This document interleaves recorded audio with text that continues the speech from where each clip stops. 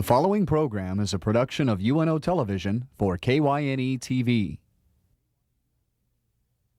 Consider This with Carol Schrader is made possible with support from Allegiant Health and by Nebraskans for Public Television. Consider This with Carol Schrader, a news and information program recorded on the campus of the University of Nebraska at Omaha.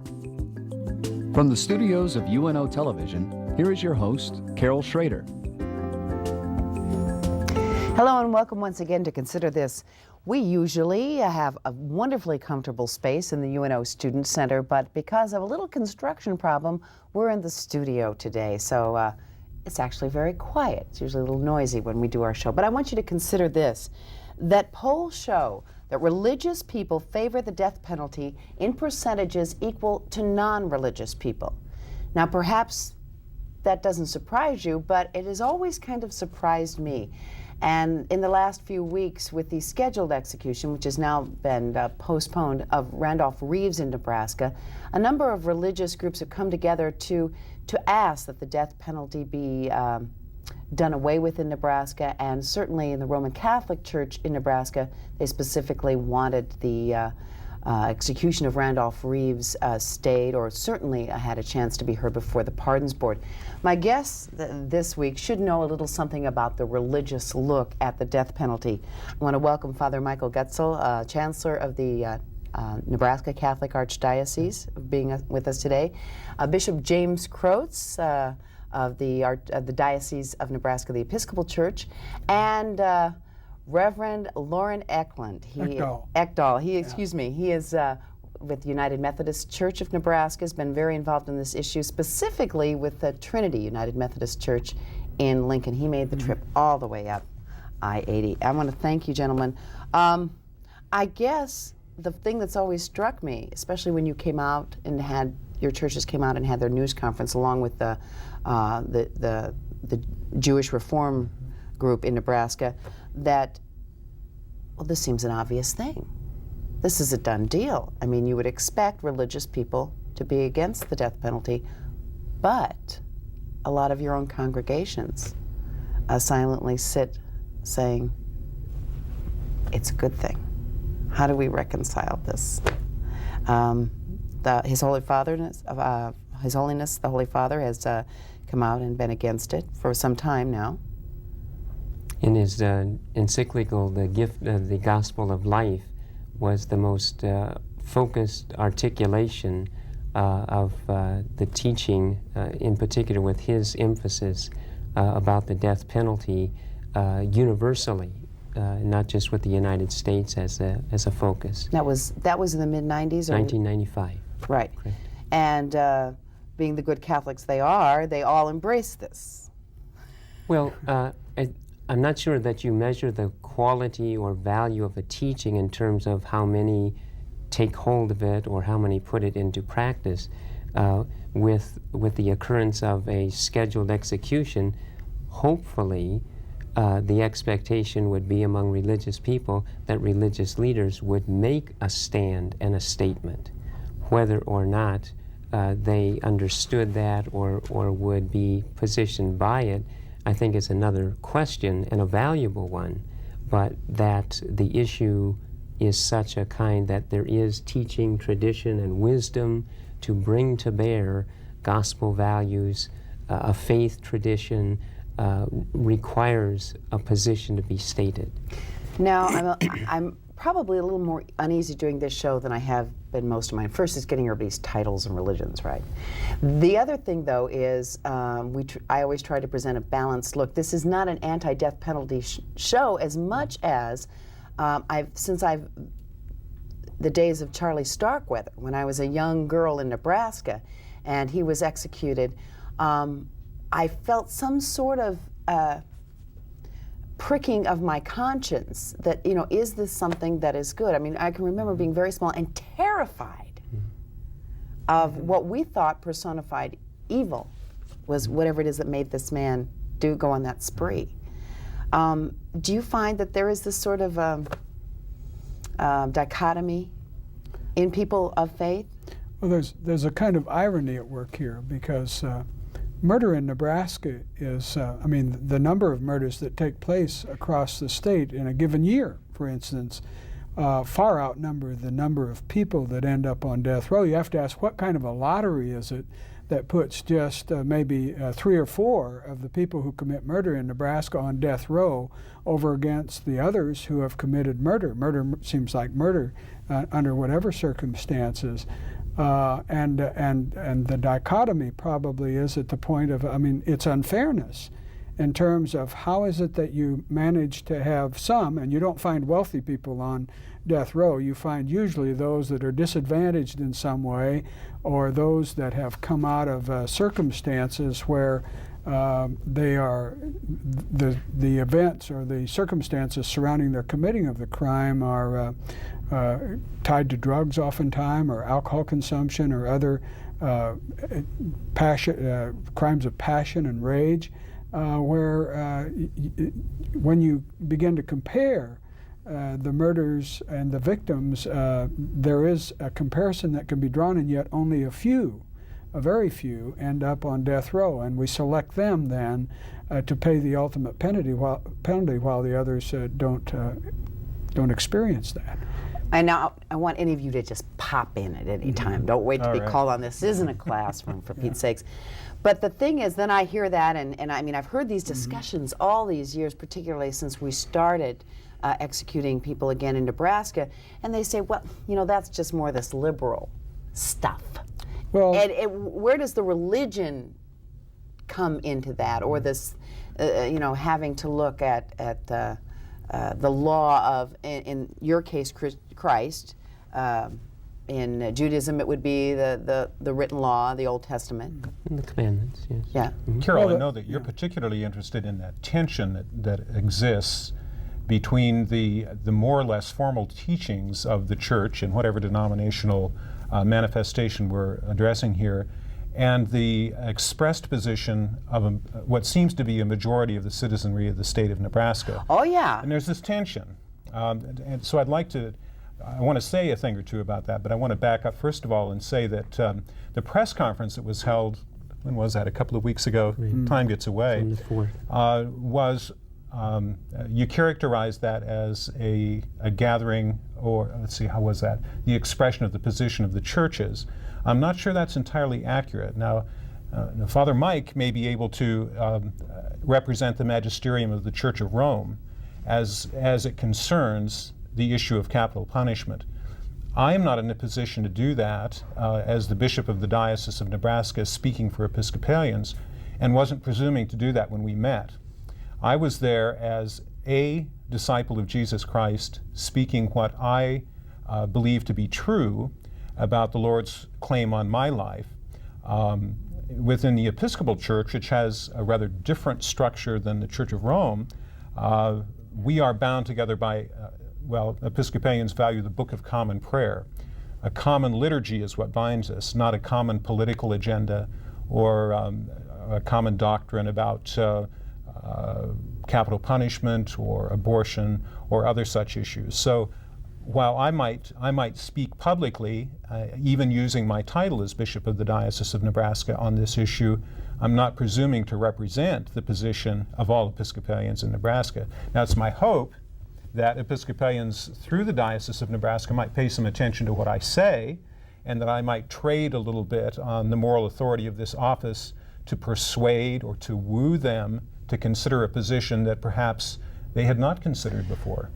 And that would be similar in some respects to the United Methodist position. The Protestant Yes, hierarchy is a lot different, than the Roman Catholic but hierarchy. The social principles of the United Methodist Church has contained a statement against capital punishment for a long period of time. That social principle statement is hammered out at our General Conference, which is the representative body of the church, and it is placed within our Book of Discipline.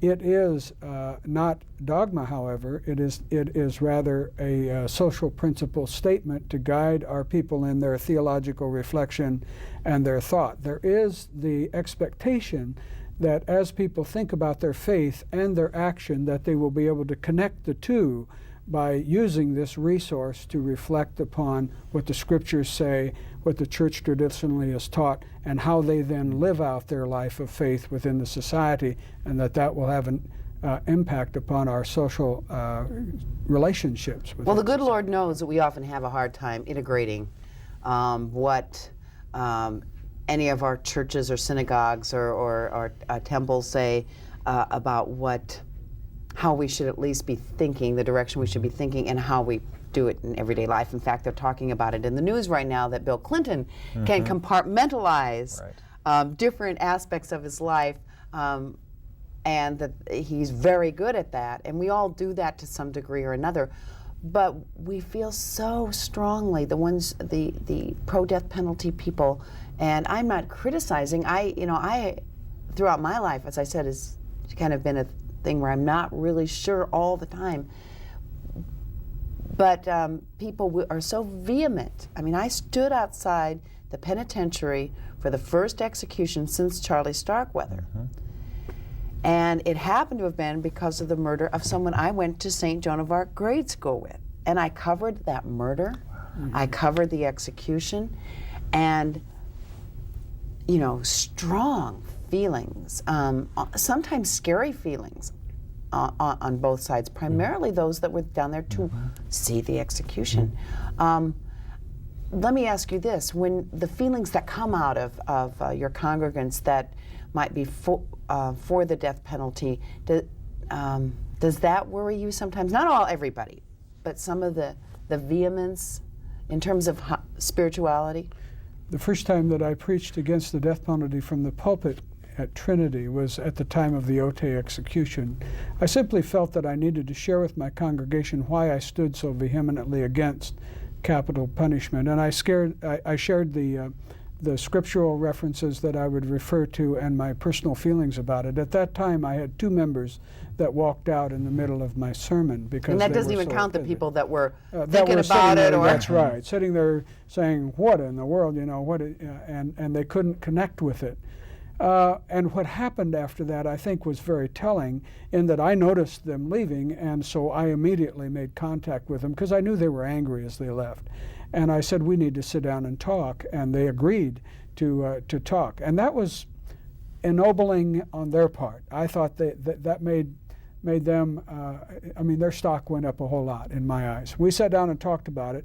One of the things that we came to understand is that we don't have to agree with each other to love each other and to be in dialogue about difficult subjects together and to explore our faith at its deepest level together, because we need to be in that dialogue in order to bring corrections to each other as we journey in faith and as we try to take our faith and make it applicable to the life experiences that we have. And as a result of that, in one instance, we agreed to disagree and to remain in fellowship and love with each other and be supportive of each other.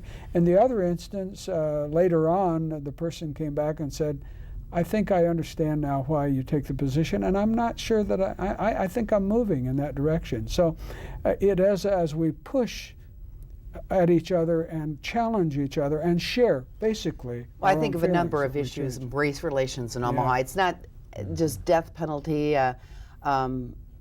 but I think of numbers of things where it's that kind of dialogue that takes place. But on any number of issues, perhaps the death penalty is one that is, if you disagree, you just don't mention it.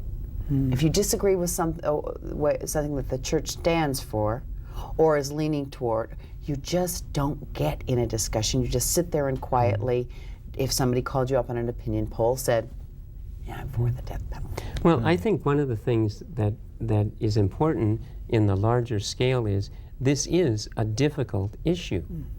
It shares ground with other difficult issues, and there are many sources offering responses to that. Politics will offer one, the legal system will offer one, sociologists will offer one, and it becomes kind of a play of well, what are the angle, what's the presentation of this and that. And I'm wondering whether at the personal level, the response by way of personal witness or by a teaching body and tradition, if the teaching isn't simply taken as a conclusion that somebody else has worked through and is just being taken as an answer. And you have to just accept that, Well, or don't talk about it. well, not only just accept that, but try to figure out in your personal array of questions around the issue whether that answers any of them. I've taken some heart in the responses through public polls or other interviews to see the reaction of people to a religious position. And often enough, it isn't the teaching that's presented that is the problem. It's that there are other questions that haven't been answered by the delivery of the teaching. So, for instance, somebody might say, well, I understand that position of life imprisonment without parole. Now, what are you going to do about the judicial system that has this ungodly ability to carry things out through appeal after appeal after appeal? Or what are you going to do about the advocacy mindset that might say that there are rights that are going to be trampled upon if this person is found guilty, and that will ripple out in another place? Or the whole issue about the distribution of those who do end up on death row and then who become subject. What about that inequity? Mm-hmm. So the teaching, in a sense, stirs questions in search of other answers that the teaching is supposed to prompt reflection, because it's the people of faith who live in the society who vote for those who are judges and legislators, who are the ones who pay the taxes for the various things, who are the ones who raise the families. And who live in fear in some respects of the general crime Exactly. and violence picture in our society. And So- another, excuse me, Go ahead. another part of that is we are all complicit with what the state devises and does. And so silence, in some respects, you want to discourage silence. I'd rather have someone be angry than to be indifferent, for instance, because silence gives assent.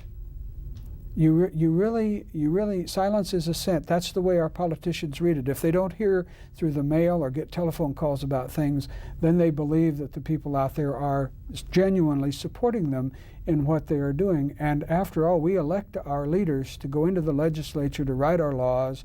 And so it is not the state that is doing an execution. We are the state.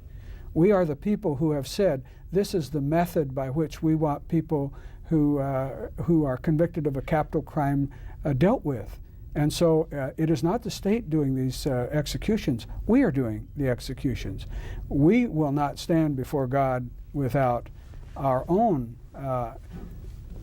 culpability in this activity within our state. Oh, but I can imagine the majority of church-going people, when they sit in the church or temple or wherever and go, let's see the kind of things I need to run through about my life this week.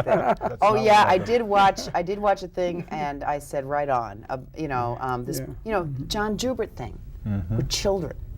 I mean, the need that maybe part of it is the feeling of lack of control we have over our general environment, and when one deals a final blow in a very heinous way.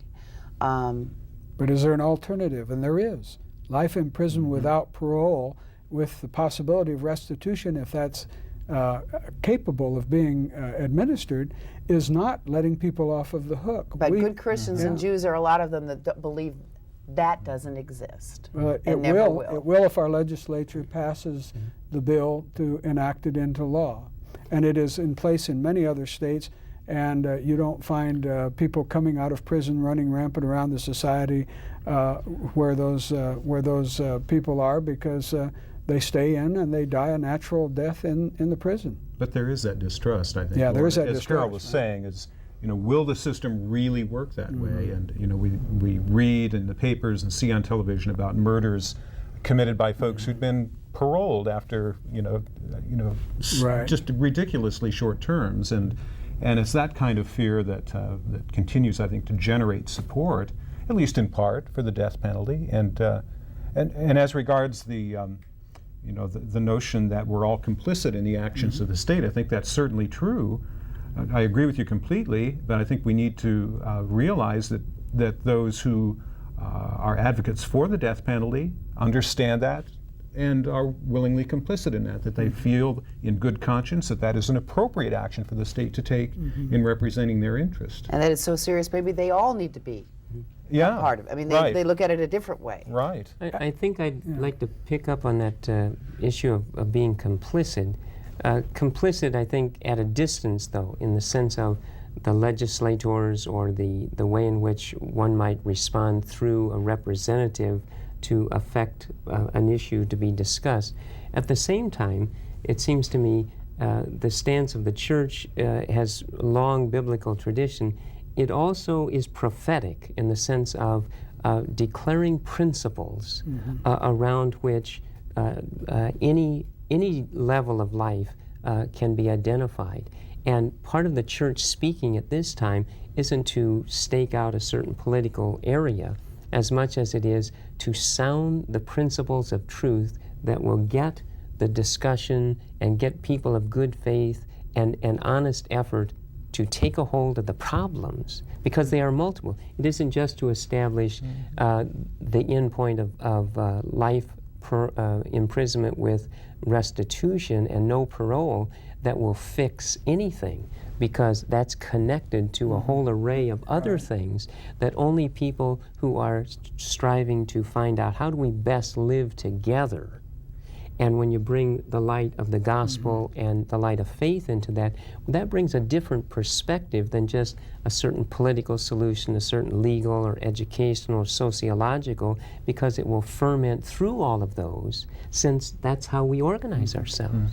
There has been a feeling for, I don't think it's so much now, but I think as a result of, and I use these terms because I've heard them used, not necessarily because I think they fit, but you know, we went through all those darn liberals and this warm, fuzzy, soft on crime, and we went, and I'm a good church-going or, you know, mosque-going or whatever I am, but I feel that we just have to leave that in Caesar's court because we can't handle that any other way. I often get mail that refers to Romans 13. I suspect others do as well, where you allow the state to have been put into a position through the authority of God, and that you're to respect the authorities that God has placed. And I often challenge people at that point and say, well, then we should go back to slavery, shouldn't we? Or we should be under King George of England instead of having the Revolutionary War. Or maybe women ought not to vote, because if we hadn't challenged the state and the authorities that were in place at that time, then we would not have made those advances in our culture. And to use that then as the rhetoric around which we discuss the viability of this ultimate sentence that you can place upon someone's life, I think, is a bit shallow, and is without substance. I think there are certainly other biblical mandates, and especially in the gospel, that decide to deal with legalism from a different perspective. And if you're going to have a legalism, Jesus would seem to say it should be the legalism of compassion, of mercy, of forgiveness, of rehabilitation, of reconciliation. Those are the things that were taught by the person we profess to follow as Christians. And so it seems a little there's a lack of congruence between what is espoused as the grace of God through Jesus Christ on the one hand, and the vengeance that can be wrought through the same Bible on the other hand. That has always perplexed me as I discuss this very openly with people who have strong religious convictions around it. Oftentimes the people that have the strongest convictions are using Old Testament passages and Paul and forgetting that there's a whole corpus of gospel there that they need to read as Christian people. When I heard that you were having sort of a joint, actually it was two news conferences, one in Lincoln and one in Omaha, and Bishop Martinez of the United Methodist Church was down in Lincoln, and you two, I think, were up here in Omaha. And Bishop Jessen of the ELCA. And Cantor Weiser was down in Lincoln. I thought, and I don't know, that seemed to me to be kind of a first. Or did it happen? No, we had joint ones before. Before, yes. And here I am in the news business, and it didn't ever hit me maybe I was just reading the news right that day or whatever. But the point is, it's still a little unusual in the whole scheme of things to have the people from the different denominations get together, not totally one word for word lockstep, but get together on that. Is that, do you think it was important to do that? Well, I do. Very much so. I mean, obviously you did it, so you we- must. we- That was a dumb question. Took the time. Why now? Why now? And I don't mean just this year. Why are we seeing that? Well, it did happen before, as Father Michael pointed out. I think it was before the execution of Mr. Ote that there was a similar attempt. This one perhaps was a little more productive. I think that some of the folks who made the phone calls were more persistent with us, and it's hard to get bishops and judicatory executives together because Anywhere. our calendars are very, very crowded. But they did a marvelous job of just finding a time and getting everyone gathered together. And our hearts were behind it, so it isn't as though we were resistant. But a lot of the credit goes to the people who organized that, quite frankly. That's correct. And do you think that the people in your congregation at large noticed it? I mean, Oh, I think obviously so. you wanted them to do it. Yeah, I've had a notice little it. bit of feedback about it. All positive? Well, yes, it has been. I mean, yeah, I would say it has been positive. There have been people who say, I don't agree with your position, but, it was nice to see you in the public eye and speaking up. And so no one's called me up to say, well, I'm resigning my membership in the Episcopal Church. And Right. And that question was asked at the news conference in Omaha, and my response to it was, well, whether you could measure how many heard it or responded to it positively or negatively is really a different question than what motivated the event. The event was motivated by the desire to speak the gospel and truths that we can draw from the gospel to enlighten the way in which we face this question and how that will affect our society. I think it has an impact on us too, Carol, to help us realize that while we don't always agree as a religious community on some issues, there are issues that we do agree on and that we can come together with a common voice on. And I think that was healthy. I think it was almost historic, and I think it was very special to the people that were involved. I think congregations did listen. I got some very good feedback in the Lincoln community about the press conference held there, and I think similar experience has been had in Omaha. I think it needs to be said again, though, Lauren, that for some it may have been the voice of a community. Right. For others of us, it was individual Christian witness, which Right. was the case for me, and I think probably Yeah. for Bishop Jessen would have said the same thing. You're off We are- the hook. Your caveat has Well. been noted. We've run out of time. I can't legislate that. That's all right. I want to thank Father Michael Goetzel for being with us today from the Catholic Archdiocese of Nebraska, Bishop Croce from the Episcopal Diocese, and Lauren Ekdahl from the United Methodist Church. Thank you, and thank you for joining us. Another look at this issue.